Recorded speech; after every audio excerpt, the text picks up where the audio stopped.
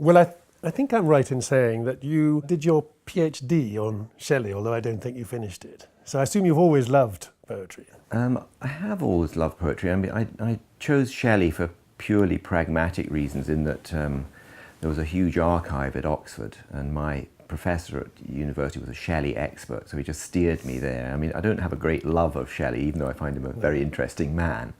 But I've always, the first writers I met were poets, funnily enough. And so first writers I became friendly with were poets like Andrew Motion and Craig Raine, Alan Hollinghurst, who was a poet at the time. So I read a vast amount of poetry. I buy a lot of poetry, contemporary poetry, largely 20th century. But having taught English literature for 10 years at Oxford, I have read my way through the canon, and it's a real pleasure, and I think a lot of novelists actually love poetry and read a lot of poetry.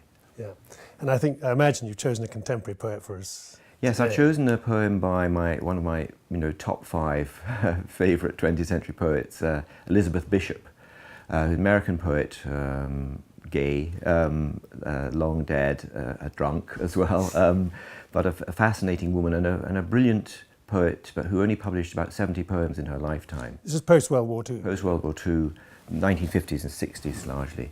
But she's actually, and this is Americans might not like this, but she's actually a very English poet, in the sense that it's all about meter and rhythm and word choice, and she was a perfectionist. That tiny output, 4 books of poetry, 70 published poems. She sometimes spent years on a poem, and they're honed to absolute perfection. And this one I'm going to read is called Sandpiper. It's one of her later poems, but it's again, it probably took her 3 years to write. It's only 5 stanzas long. So, Sandpiper by Elizabeth Bishop. The roaring alongside he takes for granted, and that every so often the world is bound to shake. He runs to the south, finical, awkward, in a state of controlled panic, a student of Blake. The beach hisses like fat.